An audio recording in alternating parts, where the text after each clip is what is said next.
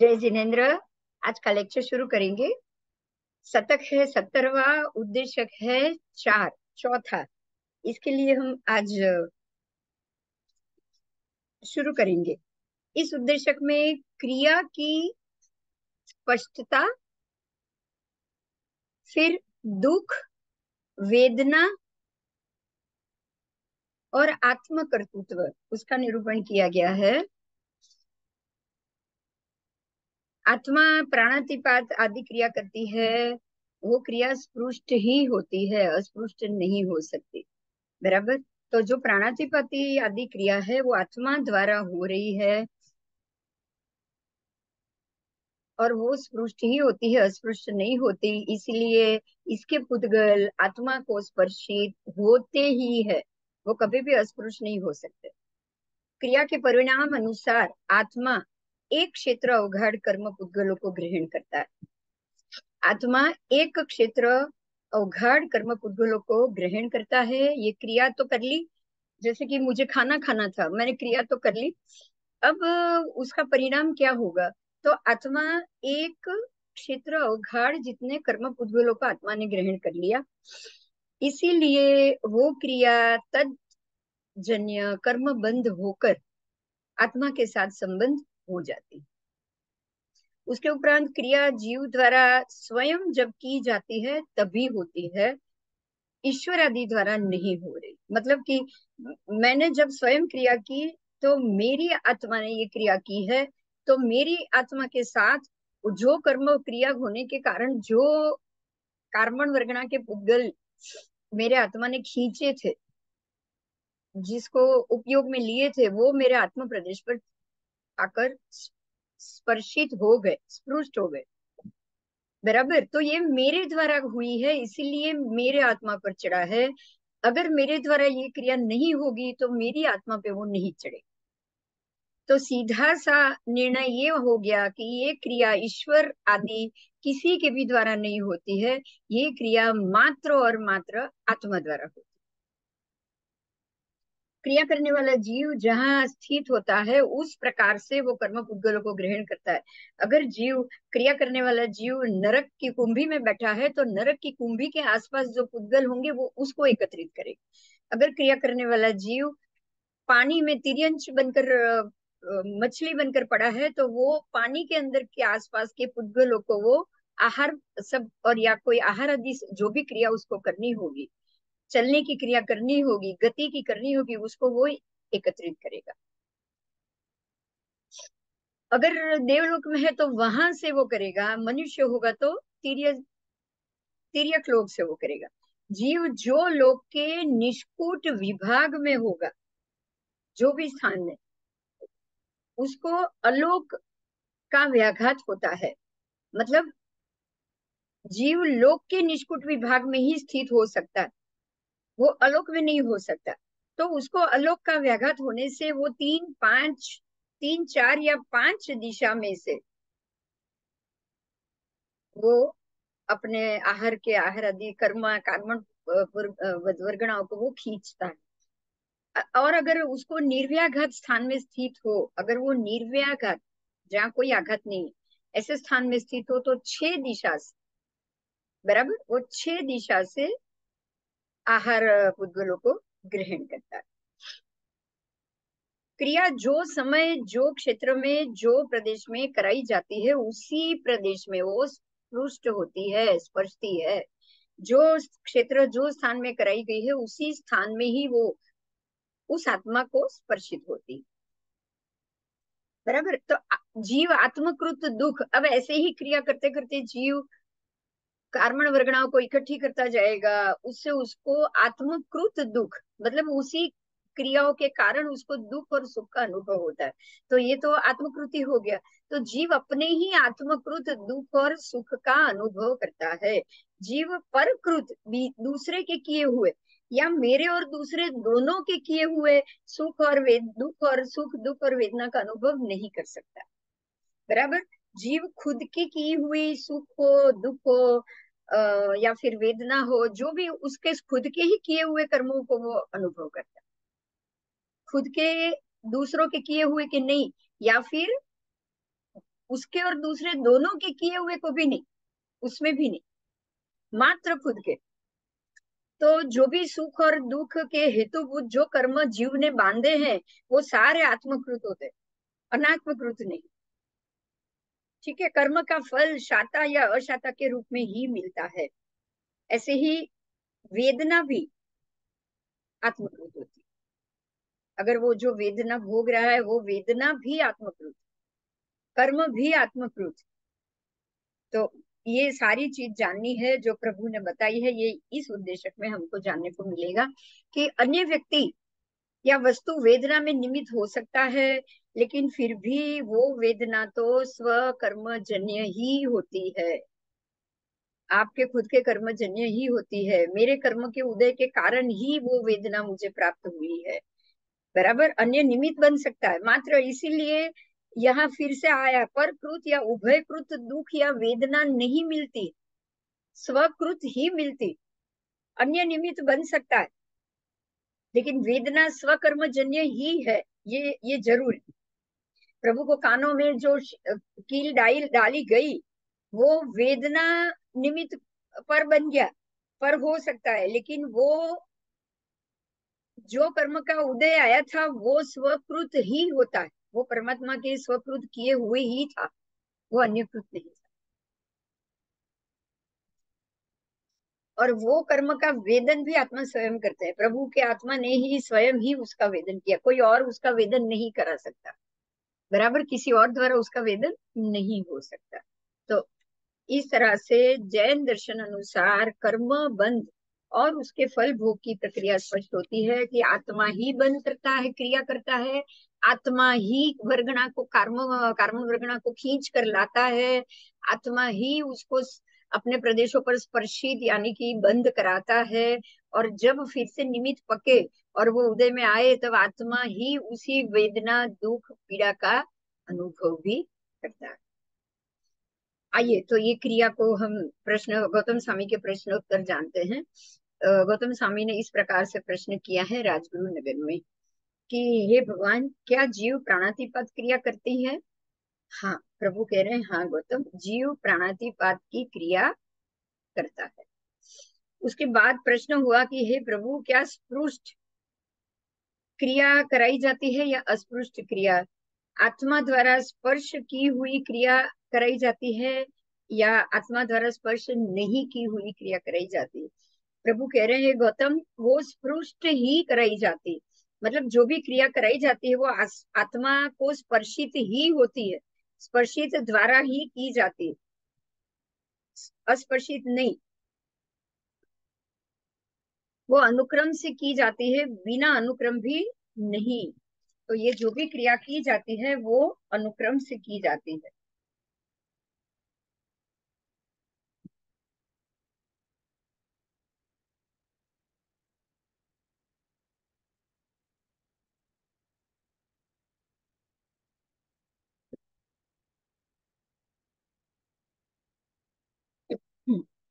फिर इस तरह से वैमानिक देवलोक तक हमको समझना है, अनुत्तर विमान सब तक ये यही जीव, संपूर्ण 14 राजलोक लोक के जीव के लिए ये क्रिया आत्मा से स्पर्शित, कर्म भी स्पर्शित, वेदना भी स्वकृत, आत्मा द्वारा स्वकृत, सुख और दुख भी स्वकृत, कर्म भी स्वकृत, इसी प्रकार से समझना है।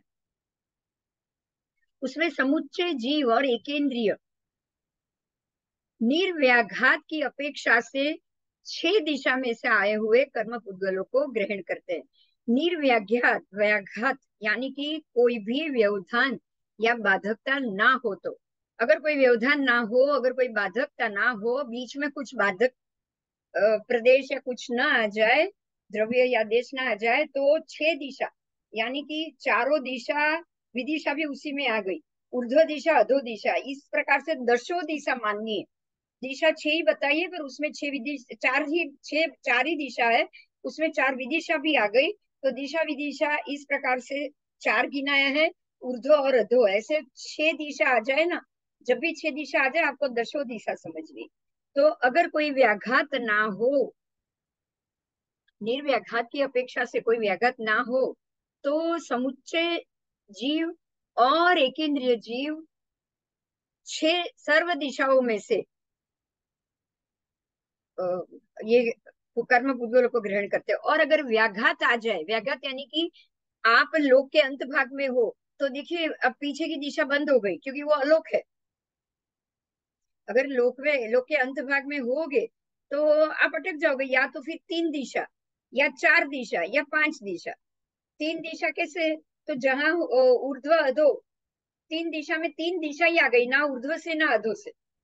फिर 4 दिशा आई तो 3 दिशा और अधो। अगर 5 आई तो 3 दिशा और ऊर्ध्व। ठीक है, तो इस प्रकार से अगर व्याघात आ गया यानी कि अलोक का अंत अगर आ गया, तो आपको इस प्रकार से इतनी दिशा में से कर्म पुद्गल को, सर्व जीव में से जो जीव को व्याघात मिला है वो 3 दिशा, 4 दिशा या 5 दिशा से, बाकी सर्व जीव अवश्य 6 दिशा से कर्म पुद्गल को ग्रहण करते हैं। अब जहां 3 दिशा आ गई वहां बाकी की 3 विदिशा भी गिन लेंगी। 4 दिशा आ जाएगी तो वहां भी आपको विदिशाएं गिन लेंगी। ठीक है, और 5 दिशा आ गई तब भी आपको विदिशा उसी के अंदर आ ही जाएगी।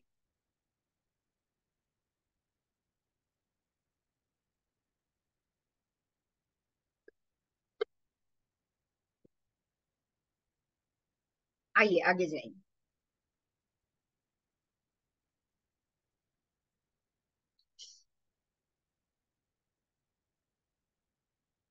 हे प्रभु, क्या जीव मृषावाद क्रिया करते हैं? परमात्मा कह रहे हैं हाँ, जीव मृषावाद कर्म अवश्य करते हैं। गौतम स्वामी ने प्रश्न किया, क्या ये क्रिया मृषावाद क्रिया, देखिए यहाँ कर्म को ही मृषावाद क्रिया कहा है। ये बहुत समझने की बात। प्रभु जीव मृषावाद क्रिया यानी कि कर्म, ये मृषावाद, जरूरत नहीं है जीव को ये करने की, क्योंकि जीव के अंदर सिद्ध गति के जीवों को आहार लेने की जरूरत ही नहीं। अगर जीव के अंदर उतनी शक्ति है, वो मुक्त हो जाए तो उसके कोई कर्म करने की उसको जरूरत नहीं पड़ेगी। इसलिए ये जो कर्म है उसको मृषावाद क्रिया कहा है। बराबर। क्या वो मृषावाद क्रिया स्पृष्ट होती है अस्पृष्ट? तो प्राणातिपाती के समान मृषावाद, अदतदान, मैथुन, परिग्रह, ये सब आपको जानना चाहिए। 18 के 18 पाप स्थानक, वो सारी मृषावाद क्रिया है और ये स्पृष्ट होती है। बराबर।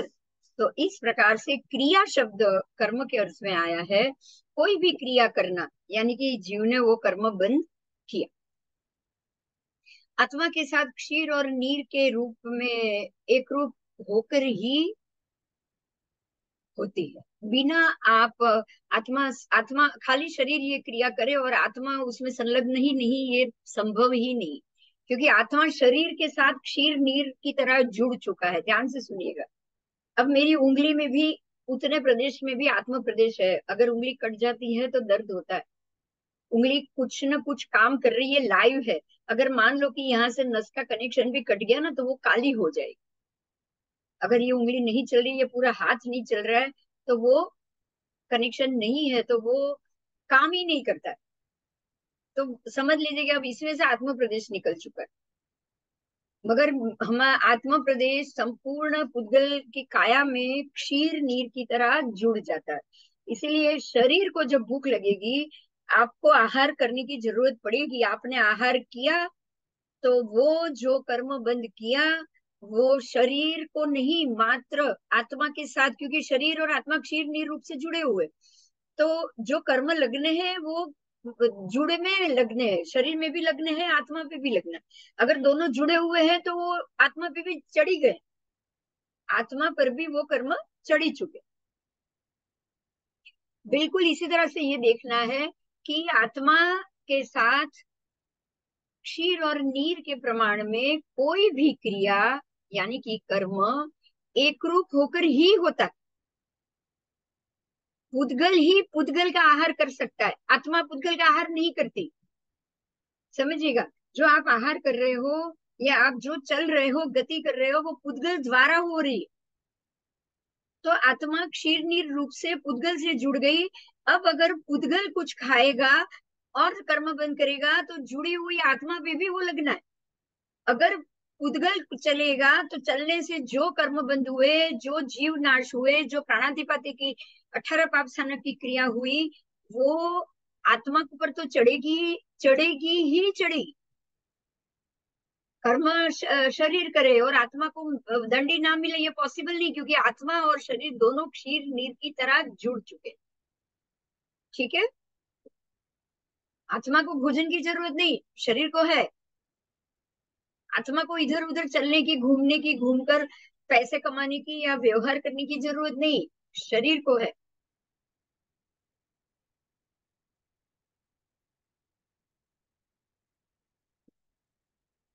अगर दोनों एकात्म रूप हुए बगैर,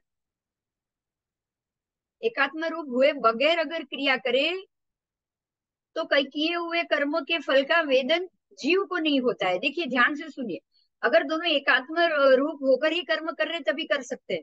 अगर आप सोचो कि जीव निकल जाए शरीर से, तो शरीर तो मृत हो गया। अब वो मृत शरीर कुछ खाएगा पिएगा नहीं। क्या वो मृत शरीर कुछ खा सकता है? कोई कर्म कर सकता है? नहीं। तो वो कर्म ही नहीं कर सकता तो फल का वेदन कहाँ से करेगा? इसीलिए जब आत्मा शरीर के साथ क्षीर नीर तक जुड़ी हुई होती है, उसी दौरान कर्म होता है। उसी दौरान जो भी प्राणातिपाती की 18 पाप स्थानक आदि कर्म बंद होता है, वो सारा आत्मा के ऊपर चढ़ता है।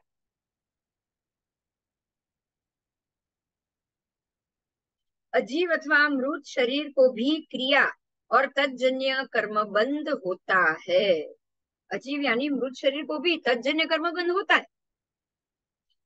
जैसे कि अगर कोई मछली मरी हुई पड़ी है और उसकी लंबी सी हड्डी किसी ने निकाल दी और वो हड्डी से वो दूसरी मछलियों को मार रहा है, तो ये मछली के मृत शरीर से अन्य बहुत सारी मछलियां मरी, तो वो तज्जन्य कर्म हो गया। वो तज्जन्य कर्म उस मछली को भी लगेगा, मारने वाले को भी पांचों क्रिया लगेगी, और वो जिसकी वो हड्डी थी उस मछली के जीव को भी पांचों क्रिया लगेगी। तो ये मृत शरीर द्वारा होने वाली क्रिया है। ऐसे ही अगर डेड बॉडी 3-4 दिन तक पड़ी रही तो अंदर कीड़े उत्पन्न हो जाए। तो अब वो जो कीड़े उत्पन्न हो गए, वो जो जीव ने वो शरीर छोड़ा है उसको भी उस कीड़े का या उसकी जीव हिंसा का दोष लगेगा। अब वो कीड़े वाले शरीर को जलाने वाले को भी जीव हिंसा का दोष लगेगा। और ये धर्म कह रहा है, प्रभु कह रहे हैं 48 मिनट के अंदर कीड़े बनना खून में शुरू हो जाता है।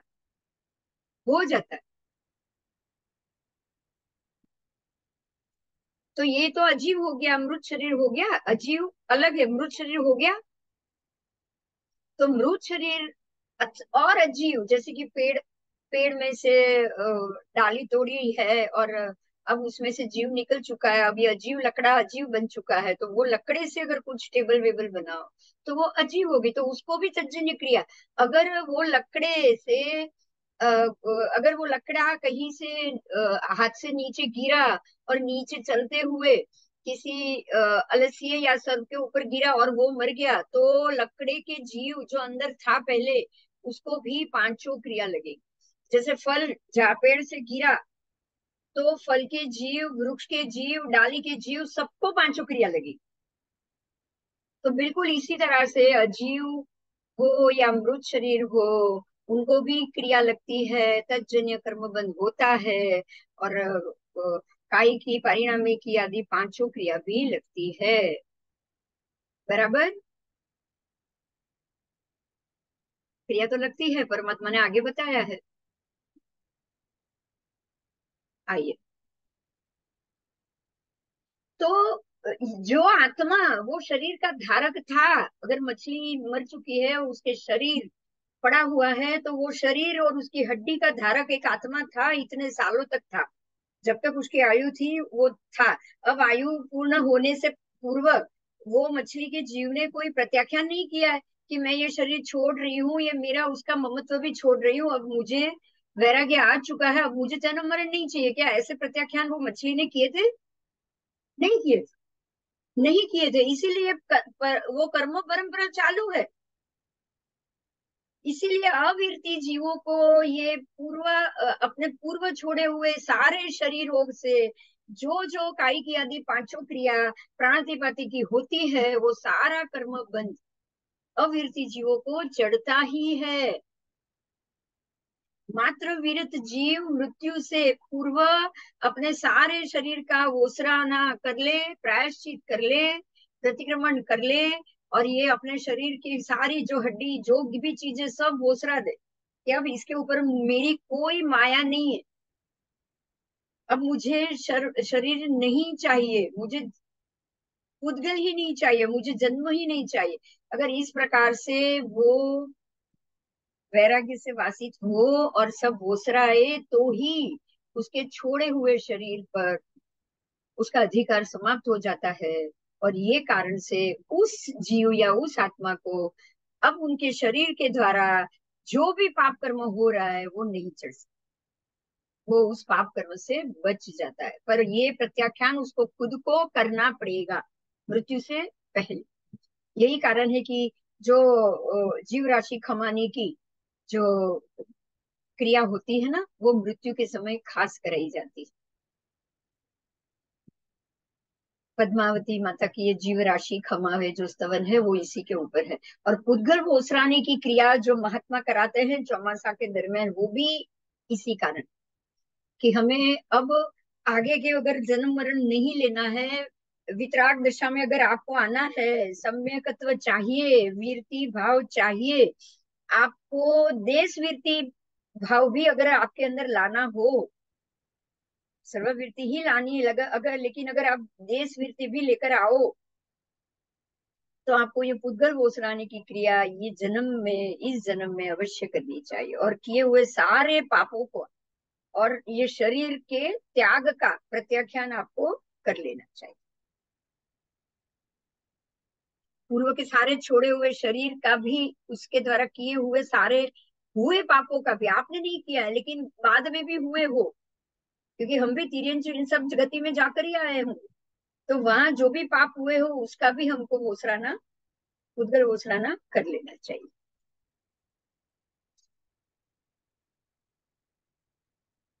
आइए, तो क्रोध का अर्थ है करने से ही, क्रिया करना। तो वो सारी क्रिया आत्मकृत ही होती, बिना आत्मकृत कुछ नहीं होता है। बराबर, काल अथवा ईश्वर के द्वारा अन्य कृत द्वारा कुछ नहीं होता है। और अनुपूर्वीकृत क्रिया में पुद्गल क्रमशः ग्रहण होता है, इसलिए उसको अनुपूर्वीकृत कहा है। क्रमशः, अनानुपूर्वी अक्रमिक ग्रहण नहीं होता, वो क्रमिक ग्रहण होता है, क्रमिक। दिशा मैंने आपको समझा दिया है। तो इस तरह से अगर व्याघात नहीं है तो जीव 6 दिशा से उद्गल इकट्ठा ग्रहण करता है। जिस समय जीव प्राणातिपाती की आदि क्रिया करता है, उस समय क्या वो स्पृष्ट क्रिया करता है या अस्पृष्ट क्रिया करता है, ऐसा प्रश्न किया। तो प्रभु कह रहे हैं, गौतम, पूर्वोक्त प्रकार से जीव स्पृष्ट कर्म, कृत कर्म, आत्मकृत कर्म और आनुपूर्वीकृत कर्म रूप क्रिया करता है। मतलब वो जो भी करता है स्पृष्ट खुद करता है, कृत करता है मतलब वो करता है, ऐसा नहीं कि वो करता नहीं, आत्मकृत उसका उसका आत्मा ही कर रहा है। फिर अनुपूर्वीकृत, 1 बाय 1 कर रहा है, ऐसे नहीं कि बीच में से पूछ लिया, कभी यहां से पूछ लिया, ऐसा नहीं, एक के बाद एक अनुपूर्वीकृत क्रिया करता है। जीव अस्पृष्ट, अकृत, अनात्मकृत और अनानुपूर्वीकृत क्रिया नहीं करता है। इस तरह वैमानिक तक 24 दंड जानना चाहिए, और इसी तरह मृषावाद से परिग्रह तक विषय में भी इसी तरह से जानना चाहिए। इस प्रकार से यहाँ 5 पाप स्थानक के 5 सूत्र प्रलाप आलापक हो गए। यहाँ अभी 5 की बात हुई है, प्राणातिपात, वृषावाद, अददंश, मैथुन और परिग्रह।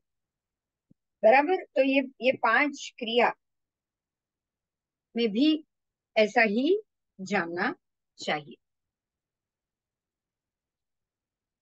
अब इस पांच पाप स्थानक के पांच सूत्र के ऊपर आगे बताया है, जो क्षेत्र में जीव प्राणातिपाती की क्रिया करता है उसी क्षेत्र में वो मृषावाद की भी क्रिया करता है, अद्वैतदान की भी करता है, मैथुन की भी करता है और परिग्रह की भी करता है। जो प्रदेश में जीव प्राणातिपाती की क्रिया करता है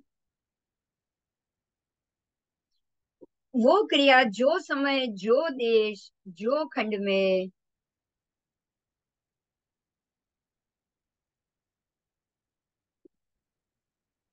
जो क्षेत्र के सूक्ष्म विभाग में होती है उस समय उस क्षेत्र के उस प्रदेश के उस आत्मा के साथ वो स्पर्शित हो जाती है।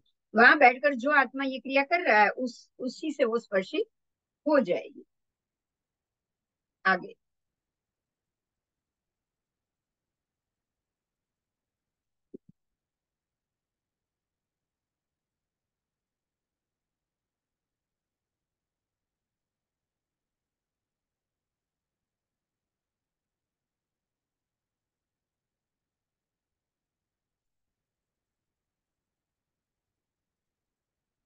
अन्य क्षेत्र में अन्य प्रदेश में या अन्य समय में वो स्पृष्ट नहीं होता। मतलब क्रिया मैं यहाँ कर रहा हूँ ये क्षेत्र में तो यहाँ ही स्पर्शित होगी, अन्य क्षेत्र में जाऊं तब ये स्पर्शित हो ये संभव नहीं। अन्य क्षेत्र में वो उदय में आ सकती, बराबर, उदीर्णा उदय ये सब हो सकता है, लेकिन कर्म बंद जहां होगा वहीं पे होगा, सत्ता में वो वही जगह पे जाएगा। उसी क्षेत्र में उसी समय में उसी प्रदेश में वो आत्मा के साथ स्पर्शित कर्म हो जाएगा, क्योंकि जीव वर्तमान समय में ही एक क्षेत्र उघाड़ उद्गलों को ही ग्रहण करता है। ये बहुत इंपॉर्टेंट। जीव वर्तमान में ही वर्तमान समय में ही अभी मैं बोल रही हूँ, मैं अभी ही पुद्गल ग्रहण कर रही हूँ और अभी उसको छोड़ रही। ऐसा नहीं कि मैंने पहले से पुद्गल ग्रहण किए हैं और अब बाद में मैं यहाँ से 10 किलोमीटर दूर गई और वहां जाकर छोड़े, ये संभव नहीं है। ठीक है, तो जहां मैंने अगर मैंने ग्रहण कर लिए तो मुझे अभी छोड़ना है, छोड़ना ही पड़ेगा। ग्रहण कर लिया अब नहीं बोलना है बाद में बोलूंगी, ऐसा नहीं हो सकता। जीव वर्तमान समय में एक क्षेत्र अवगाढ़ पुद्गलों को ही ग्रहण करते, एक क्षेत्र ही, एक क्षेत्र के अवगाढ़ ही, फिर मतलब जो जो क्षेत्र में हूं वहीं पे ही, दूसरे क्षेत्र का नहीं। हेलो। हाँ हाँ तो कहीं बोलो। अच्छा। हाँ, હમણાં જ નીકળ્યા છો ને? હા હા હા।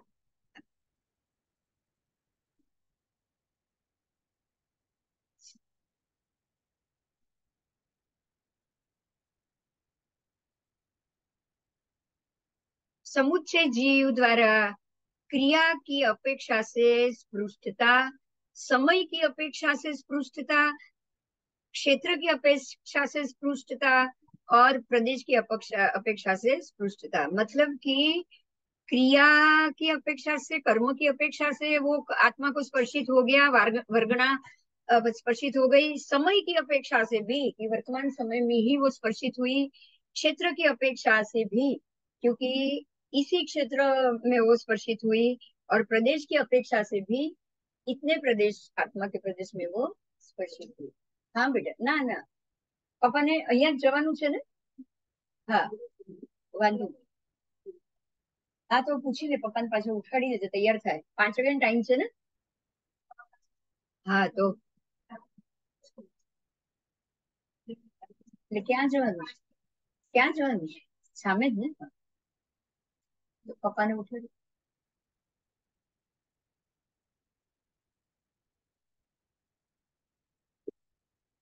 इस तरह प्राणातिपाती की क्रिया के चार सूत्र, मृषावाद, अदलन, मैथुन, परिग्रह, सब। हाँ हाँ तो मुझे बस हाँ तो ना पड़ी तो ये ना कैंसिल करी। हाँ ये कैंसिल तो कराई थी, एक बार फोन करी।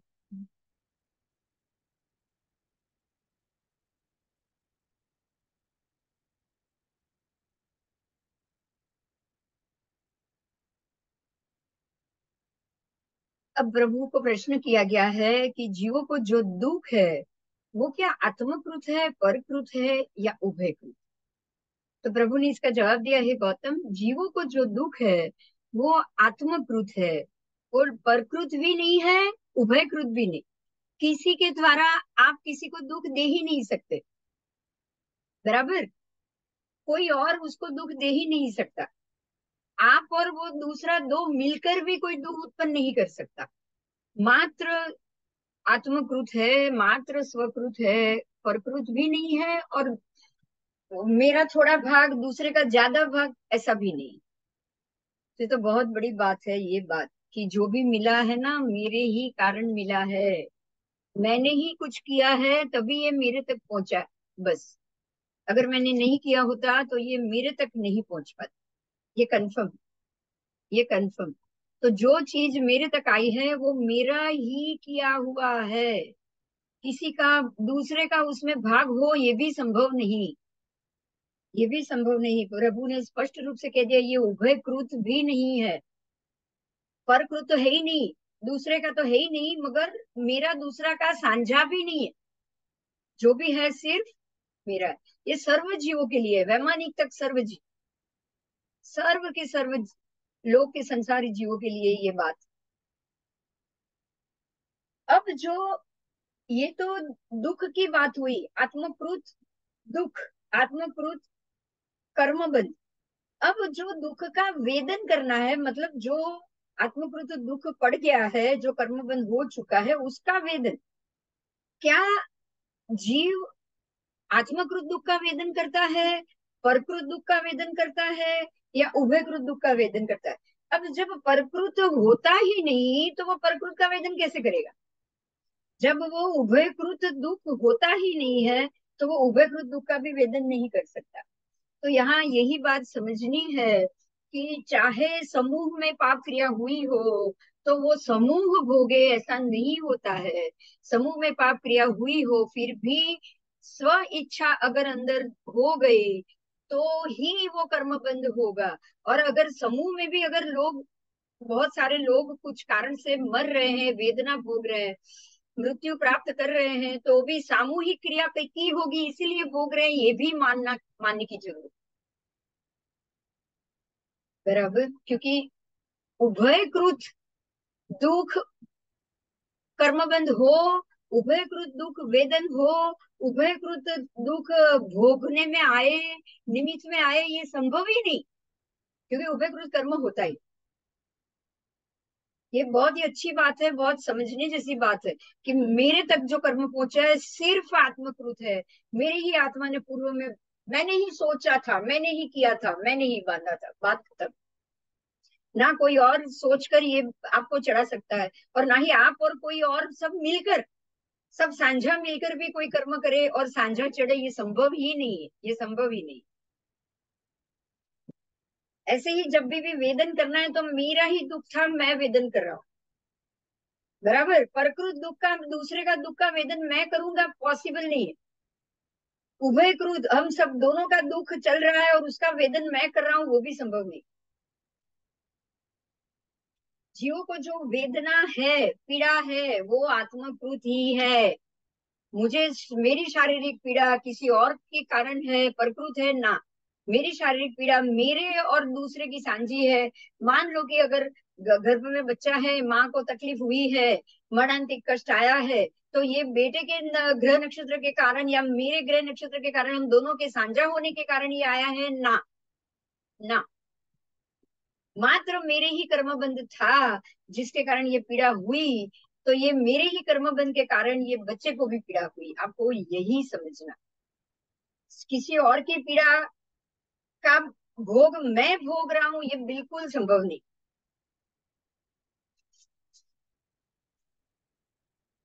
तो जीव आत्मक्रोध वेदना का ही वेदन कर रहा है, परक्रोध वेदना का वेदन नहीं कर रहा है, उभकृत वेदना का भी वो वेदन नहीं कर रहा है। इस तरफ हमको इस तरह से वैमानिक तक जानना चाहिए। दुख प्रस्तुत सूत्र में जो दुख शब्द की बात है, उससे दुख का अथवा मुख्यतया दुख, उसका हेतुभूत कर्मों का ग्रहण होता है। देखिए, कोई भी दुख हो तो उसके हेतुभूत, उसके अनुसार, उसके विभाग का ही कर्म आप ग्रहण करोगे। ठीक है, तो जब वो ग्रहण जो भी कर्म उदय में आएगा तो उसी विभाग का दुख मिले। शारीरिक पीड़ा कष्ट, किसी अंग का कटना, अगर इसका इसके दुख का आपने बंद किया हो, किसी जैसे भगवान ने सीधा परमात्मा का उदाहरण दे रही हूँ। परमात्मा ने अपने 70वें भव में जब वो वासुदेव थे, तब उन्होंने कानों में शिशु डलवाया था। तब जो शैया पालक थे, उनके दोनों कानों में वो सो गए थे, राजा सो गए थे, और बोला बोला था शैया पालक को, मैं सो जाऊं तो संगीत बंद कर देना। उसने नहीं किया, वो संगीत में थोड़ा खो गया, उसका ध्यान ही नहीं गया। तब जब राजा जागे तब देखा कि मैं तो सोकर उठ गया लेकिन इसने बंद नहीं किया। तो उन्होंने गुस्सा किया और बोला कि अब तेरे को बहुत सुनने का शौक है तो अब तू सुन और सुन। ऐसा करके उन्होंने गरम गरम शीशा करके उसके दोनों कान में डलवा, और वो शैया पालक को इतनी पीड़ा हुई कि वो मर गया।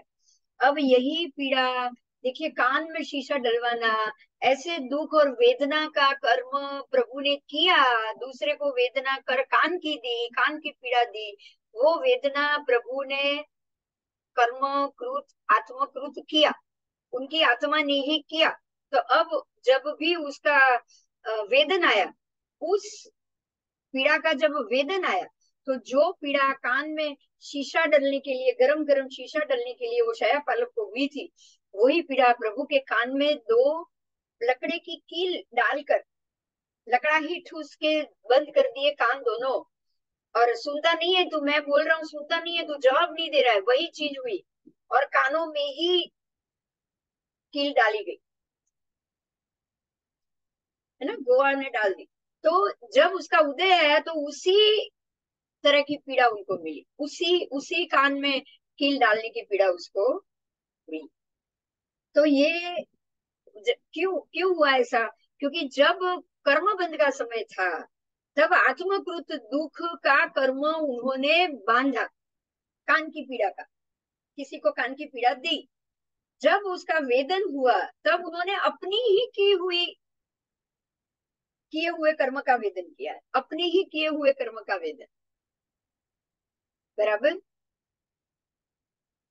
तो तब वो शैया पालक ने तो चलो पीड़ा भोगी, प्रभु ने करवाया, पर यहाँ वो गोशाले ने, गोवाड़ ने किया, तो गोवाड़ को इसकी पीड़ा मिलेगी ही मिलेगी, ऐसा हमको नहीं सोचना। क्योंकि ये प्रभु की पीड़ा का उदय था, निमित्त पक गया था, इसीलिए वो निमित्त बना। पर व्यक्ति इसमें निमित्त बनता है। बराबर। परकृत दुख तो परकृत है, पर वो परकृत वेदन नहीं कर रहे प्रभु इस समय, परकृत दुख का वेदन नहीं कर रहे प्रभु इस समय, स्वकृत दुख का वेदन कर रहे जो उन्होंने बांधा था। ठीक है, तो इस प्रकार से इसको समझना है कि आत्मकृत वेदना का ही वेदन जीव करता है, प्रभु ने भी आत्मकृत वेदना का ही वेदन किया। हर एक कर्म प्रभु का देखिए, तीसरे ही भव में नीच गोत्र कर्म बांधना वो प्रभु ने ही बांधा, और उसी भव में उनको नीच गोत्र उपार्जन हुआ जब वो तीर्थंकर होने वाले थे। आप सोचिए, सामान्य भव में नहीं।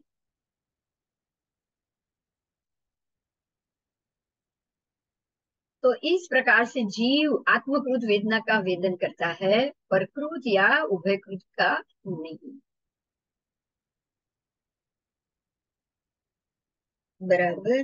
साता असाता दोनों प्रकार का वेदन वेदना रूप है।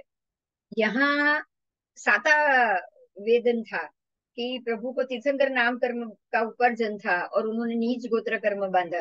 तो नीच कुल में भी प्रभु जन्मे, है ना, उनका प्रभु के नाम को कुछ नहीं हुआ है, वो नीच कुल में जन्मे, बस बात उतना ही हुआ, ब्राह्मणी के कुल कुख पे जन्मे, गर्भ में उनको कुछ दिन रहना पड़ा, तो वो भी कर्मजन्य। इसीलिए वेदना और उनके हेतुभूत कर्मों का वेदन, वेदना भी और हेतुभूत कर्मों का वेदन भी, दोनों आत्मकृत होता है, परकृत भी नहीं और उभयकृत। ऐसे इस प्रकार के प्रश्नों से ईश्वर, देव देवी अथवा कोई पर निमित्त को दुख देने की या अन्य द्वारा वेदना देने की या भोगने की अन्य धर्मों की भ्रांत मान्यता का यहाँ निराकरण हो जाता है। अन्य धर्म कुछ भी कहते हैं कि ये प्रभु देते हैं, प्रभु पीड़ा ले लेंगे, प्रभु दे देते हैं, ये मेरा किया हुआ नहीं है। किसी के मरने के बाद सारी चीज का वहां सारवण किया जाता है, उनके पीछे ये भेजा जाता है, कागवास दिया जाता है। ये कुछ नहीं है, कुछ नहीं। आप किसी को कुछ भी देने से उस तक नहीं पहुंचने वाला। उसने जो कर्म किया है वो उसके साथ गए हैं, उसमें से आप कुछ भी नहीं घटाने वाले। हाँ, अगर आप कुछ ऐसा कर रहे हो तो उसका आप पुण्य बांध सकते हो, लेकिन जो व्यक्ति गई है वहां तक कुछ नहीं जाए, कुछ नहीं जाए। बराबर। तो आज की बात का निष्कर्ष यही है कि संसार के समस्त प्राणी स्वकर्म जनित दुख को वेदन करते हैं।